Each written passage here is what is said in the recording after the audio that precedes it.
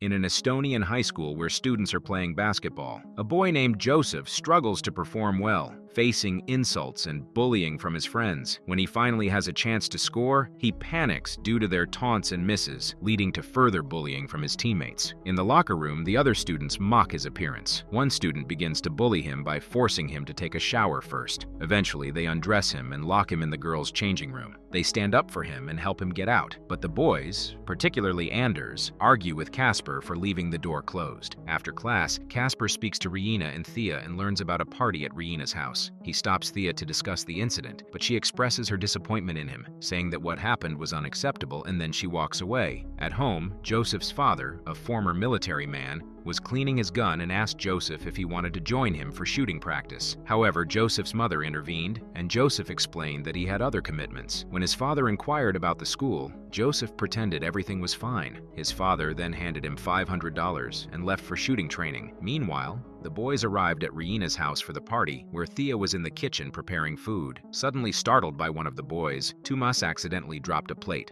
causing it to break. Casper returned home feeling bored, and his grandmother warmly welcomed him, asking what he wanted for dinner. He declined, feeling unhelped by her offer, and admitted he had a disagreement with Thea. His grandmother suggested that maybe she wasn't the right girl for him, which frustrated him and led him to slam the door. Just then, he received a text from Thea inviting him to the party. His grandmother approached him again to talk, but he brushed her off, citing Thea's invitation. He apologized to her, gave her a kiss, and headed out to the party. At the party, Anders was entertaining everyone with a dance, and everyone was having a great time. Casper then invited Tumas to perform a special rap dance for the crowd. Meanwhile, Thea and Casper sneaked away to the bathroom to have some privacy, unnoticed by Anders. There, Thea apologized for their earlier argument at school. Just as they began to kiss, Anders barged in and interrupted them, reminding Thea that she had promised to give him a massage, which spoiled their moment.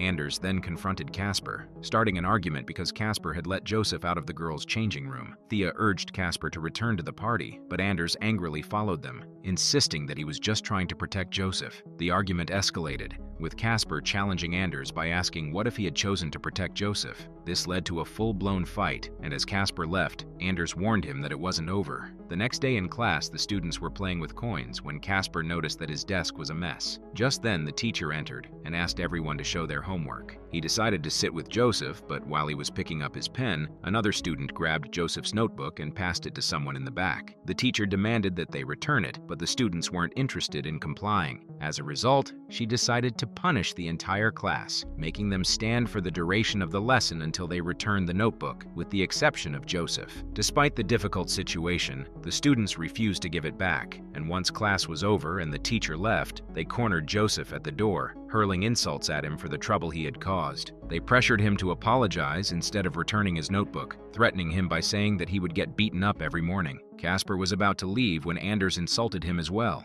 Just then, the teacher returned and ordered the students to go to the principal's office one by one, starting with Paul. When Paul returned, he called Casper in next and whispered something in his ear. In the principal's office, Casper initially pretended not to know who had taken the notebook, but after Paul admitted to it, he revealed that Paul was the culprit. However, the principal dismissed his claim, insisting that Paul was the best student in the class. Despite Casper's attempts to defend himself, she refused to believe him and reminded him that this was his last chance. If he got into trouble again, he would be expelled from the school. After the meeting, he returned to class and saw Anders and Paul mocking him. Later, he received a note from Thea asking about what had happened in the principal's office, but he didn't say anything in response. That night at home, he spent a lot of time thinking about the events of the day. Anders and Tumas hurried to the classroom, with Tumas standing by the door to wait for Joseph's arrival. Everyone else was anticipating his entrance, eager to see him get kicked. However, Joseph hesitated at the door, and Tumas insisted that he wouldn't leave him alone, treating it as part of Joseph's punishment. Seeing this, Casper stood up for Joseph and confronted Tumas, demanding that he let Joseph go.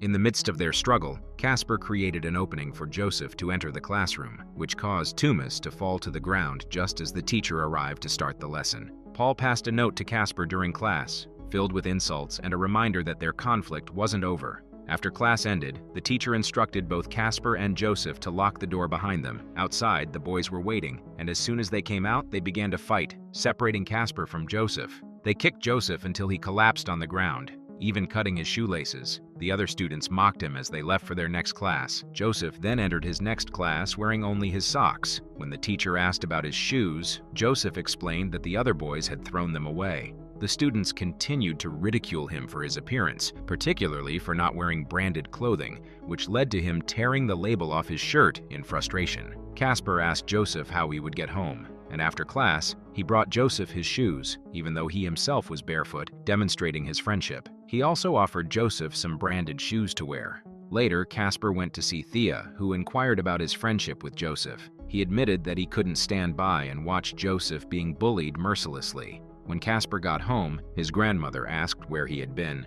He explained the situation, but she revealed that she had received a call from the school regarding Joseph's notebook. Despite Casper's attempts to clarify, she informed him that she had already heard enough from the school administration about his misbehavior. Meanwhile, Joseph's father came into his room and asked about Casper. Joseph firmly stated that Casper hadn't done anything wrong. When his father pressed him angrily for more information, Joseph explained that the entire class was mistreating him. His father had difficulty believing that everyone in the class was involved and began to blame Joseph for not standing up for himself. He insisted that as his son, Joseph should be able to fight back, emphasizing that a man who fails to defend himself will eventually be seen as a loser. He urged Joseph to demonstrate his true character and to confront his bullies. The next day, Caspar waited for Joseph, and they walked into school together. Caspar disclosed that he had also removed the brand labels from his jacket. Upon entering the classroom, the boys were prepared and started to confront them one by one. When Anders began beating Joseph, Caspar couldn't hold back any longer and fought back fiercely, even grabbing a chair to defend his friend. Just as the altercation intensified, the teacher arrived and stepped in to break up the fight. When the teacher noticed the torn labels on Caspar's shirt, she questioned whether he had adopted Joseph's ideology. Later, Anders asked Caspar to meet him on the school playground after class, anticipating a confrontation. During their meeting, Caspar expressed his willingness to accept that he would no longer fit the mold of a normal guy. At that moment, Paul, Tumas, Teet, and Olaf arrived, restraining Joseph and locking Caspar in a dilapidated shed. They forced Caspar to watch as they took turns beating Joseph, pushing him to the brink where he struggled to breathe. Before leaving, Anders cautioned Caspar that if he persisted in defending Joseph, it would only lead to Joseph experiencing even worse treatment. Later, Joseph came to visit Caspar at his apartment complex and asked him to stop intervening on his behalf.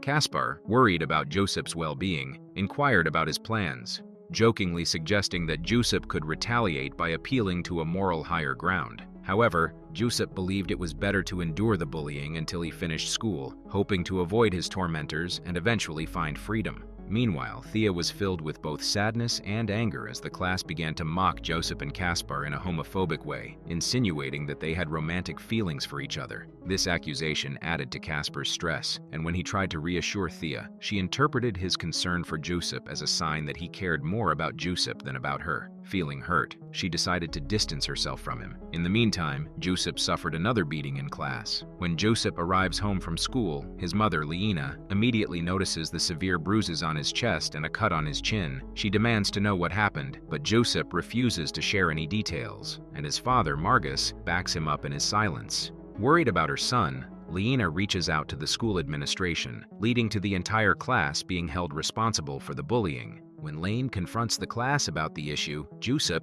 afraid of the repercussions, runs home in tears. Once he is back, Margus encourages Joseph to assert himself and teaches him a fighting technique, demonstrating a different kind of punch to help him defend himself. In an act of revenge, the class organizes a gathering at the beach and deceives both Caspar and Joseph into attending by sending them fake emails that appear to be from each other. When they arrive, the group pressures Thea to publicly tell Caspar that she is no longer his girlfriend, which infuriates him. In a fit of rage, Caspar attacks Anders, knocking him to the ground. However, during the struggle, Anders pulls out a knife. The situation quickly escalates as the group coerces Caspar into performing a sexual act on Joseph at knife point, capturing photos of the incident while keeping the weapon hidden from view. Afterward, Caspar, deeply traumatized, becomes physically ill and vomits, while the other classmates walk away, leaving him and Joseph alone on the beach. Determined to take revenge, Joseph stealthily steals 2 pistols, a sawed-off bolt-action rifle, and ammunition from his father Margus's gun safe while Margus is asleep.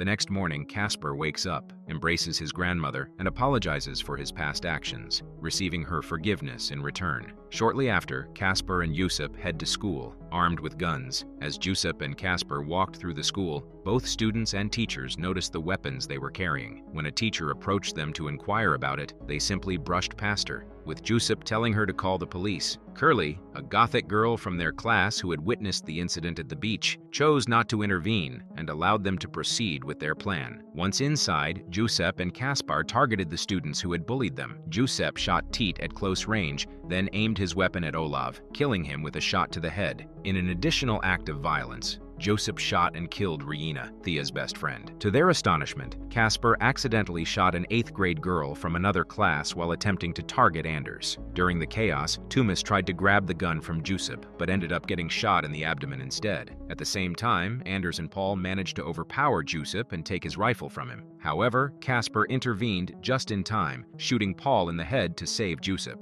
As Anders attempted to flee, he was shot in the shoulder. Caspar tried to shoot him with a pistol that had already run out of bullets, but Joseph quickly stepped in and executed Anders himself. Afterward, Joseph approached Thea intending to kill her, but Caspar intervened and decided to spare her life. In a tense moment, Joseph and Caspar stood facing each other, each pointing a gun at their own heads. They agreed to end their lives together after counting to 3. Joseph pulled the trigger and died, leaving Caspar still standing there with his gun aimed at his head, his fate uncertain.